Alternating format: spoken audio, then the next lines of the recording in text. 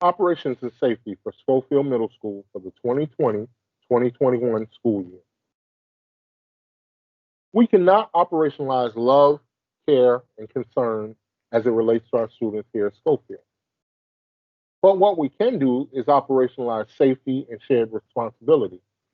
And that brings us to our New Year focus, which is safety, habits of mind and body. And as educators, we have three roles that we will play in this. We will serve as builders, developers, and protectors. The importance of protocols. First, let's look at the definition. The official procedure or system of rules governing affairs of state or diplomatic occasions, which means steps to follow during this unprecedented time. Examples of protocols that we have in place are screening, students sign in and out, classroom entry and exit, hallway transition, the proper way to wear a mask, the new norm for lunch, as well as our cohort system, which consists of blue days and red days. At Schofield Middle School, our staff is dedicated to assisting students on arrival each and every day, as well as help to unload buses and navigate our building for success. We will have four areas that we will pay attention to as it relates to COVID-19. If a staff or student is ill with symptoms related to COVID-19, the school nurse protocol will be activated. Staff or students who present symptoms consistent with COVID-19 will be sent home. A case report form will be completed for each and every staff and student who has a positive lab test of COVID-19 or who have shown consistent signs of COVID-19. Any student or staff who appears to have symptoms that possibly could be COVID-19 will be instructed to contact their primary care physician for an evaluation. Again, we are encouraging social distancing. At Schofield Middle School, our operation plans entail mask protocols. When it comes to masks, our masks are on our school supply list, but they will be provided to students, teachers, staff, and visitors who do not have them readily available. Face shields are provided for teachers and staff who regularly interact with students who may be deaf or hard of hearing, students learning to read, students with disabilities, and those who rely on lip reading as a part of their learning, such as students who are English language learners. We will ensure that students and staff are aware of the correct way to wear a mask. We want to make sure that they are secure on your face as well as cover your nose and mouth. We will also ensure that teachers, staff, and students are aware that they should wash their hands on a regular basis or sanitize their hands using a hand sanitizer that contains at least 70% alcohol. We will ensure that students, teachers, and staff are also aware that they should not touch their face mask. But if they do, they should wash their hands with soap and water or sanitize their hands. Our front door protocol, because this is where it all begins. Visitors will only be allowed into the building by scheduled appointment. Parents and guardians who are attempting to pick up a student or drop a student off will do so at the front door following each of the following steps. Ring the doorbell and state your purpose for the sign in or out. If you're doing so, please make sure that you present a photo ID to the camera and state your name and the name of the student you are picking up. If you are here for an appointment, please make sure that you identify yourself by stating who you are, the reason you are here, and who the appointment is with.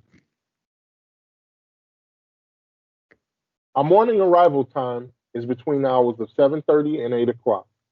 There are two designated bus entry points that have been designated for this year.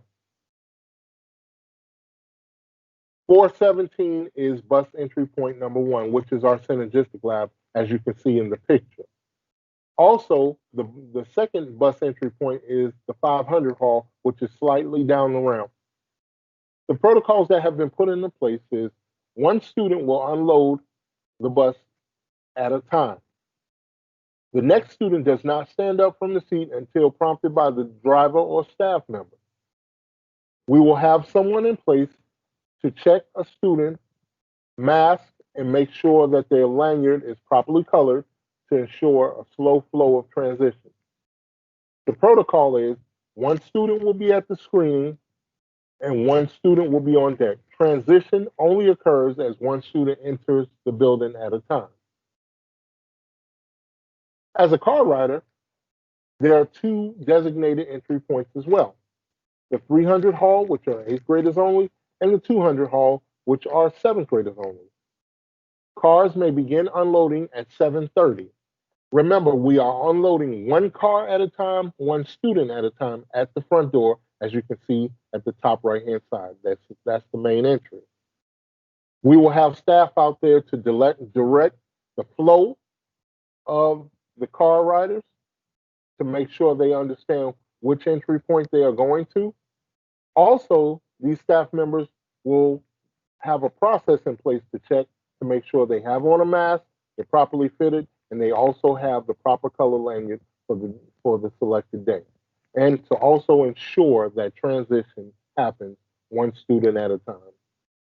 This process will allow for social distancing as well by allowing students out of their cars one person at a time.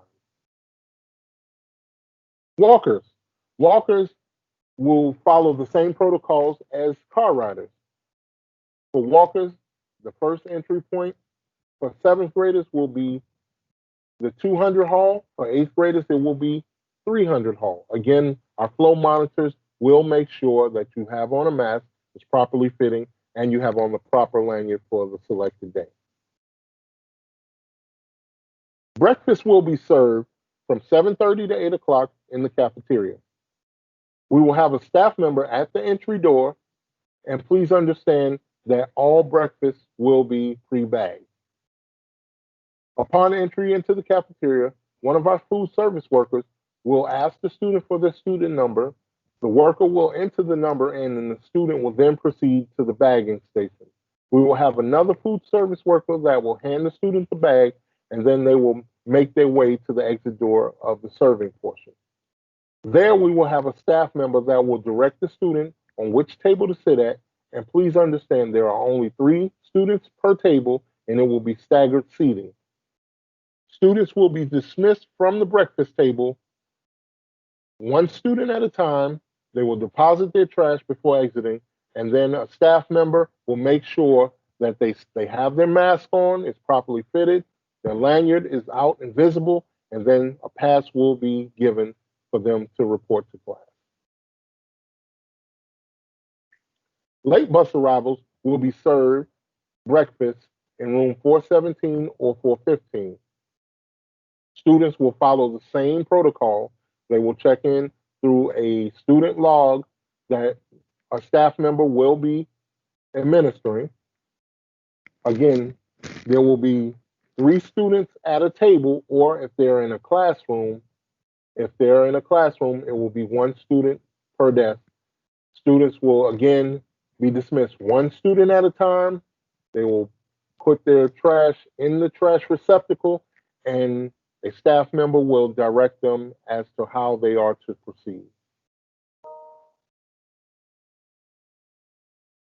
Our hallways at Schofield Middle School. All of our main hallways have been converted into one-way hallways to reduce close contact. Now, our content area hallways, where our classrooms are, they will be multi-directional. But we are trying to limit as much movement as possible to ensure that we can reduce the close contact of students. Physical guides, such as signs placed on floors, walls, and sidewalks, will create one-way routes. Again, there are no lockers, and this will eliminate social gatherings altogether. We have identified small groups which we call teams, and we are trying to keep them together in a cohort system. We are trying to ensure that we are as static as possible of having the same group of kids move as we move throughout the day. Again, they cannot be isolated, but our main objective is to team kids up so they can move together. Again, this helps also with contact tracing. There will be a staggered release and a staggered arrival. That's why we do our arrival the way we do, and we will release classes the same way in a staggered format. And that way we can ensure social distancing as much as possible. Transition in between classes.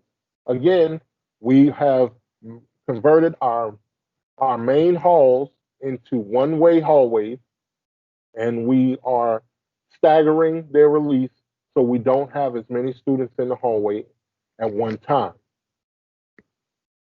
Students must stay to the right side of the hallway, and upon arrival to their next class, if the class is still dismissing, student must wait and stand as close to the wall as possible on the right side of the hallway and maintain proper social distancing. Active supervision will be enforced. Again, during our transitions in between class, we will have no water breaks, no restroom. Lunch at Schofield Middle School. As you as you can see, we are charted to who will serve as lunch assistants. Lunch will be served within the classroom this year.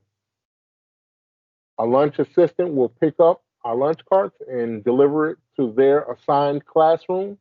The lunch assistant will deliver the bags to his or her assigned classes, and the teacher will receive the complete lunch log to indicate which students accepted or denied their lunch.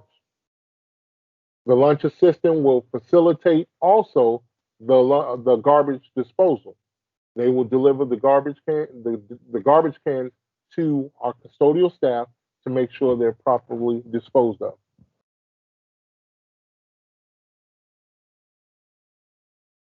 Bathroom visits between classes.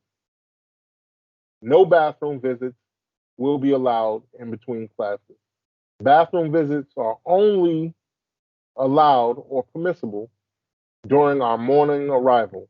However, a staff member will be assigned to monitor and regulate the flow of the bathroom and the visitors as a duty station. Bathroom visits during class. Well, again, we want to make sure we eliminate as much movement as possible, but each team will be designated a select time within a 60-minute class period.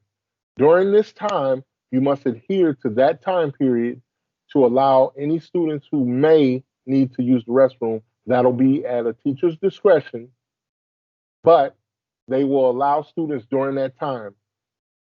Outside of that time is not permissible because we have another group that is assigned to use that restroom. We want to eliminate as much huddling and congregating as possible. This is why we need to make sure. And we're also looking at eliminating actual physical passes because this could contribute to the spread of disease. Our afternoon dismissal. Walkers will be dismissed first at 3:10. Walkers, it will be the same protocol as last year. The exit door nearest to your seventh period class, that is your exit point from the building. Seventh period teachers will need to get this information from each student the first week of school and enforce this daily. This will also need to be a part of the subplans that are submitted. The second group that will be dismissed is our car riders. We will have a staff member outside and they will retrieve the names of the students and relay that to our car announcer. We will call for 5 students at a time, and this will also ensure social distancing and a lack of crowding in the hall. Again, we will have a communicator out on the car loop, and we will have a car announcer, and they will call students, 5 students at a time. So we need to make sure that we are attentive during this time. Our last group to be dismissed is our bus group. We will have a staff member out on the bus loop. They will communicate it to a different announcer who will then call for bus students to report to the bus loop for their bus. Protocol posters have been attached for your review.